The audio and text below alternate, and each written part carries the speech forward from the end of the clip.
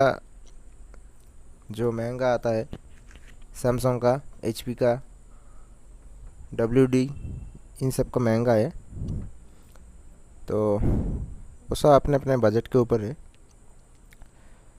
तो ये SSD install करने के लिए सबसे पहले हमें इसका लोकेशन ढूंढना पड़ेगा। और लोकेशन है ये जो आपका हार्ड डिस्क है, और इसके पास में ही है। ये देखिए, यह कनेक्टर है। ये हमने प्लेस कर दिया अपने जगह। और एक स्क्रू है, वो स्क्रू को लगा देंगे।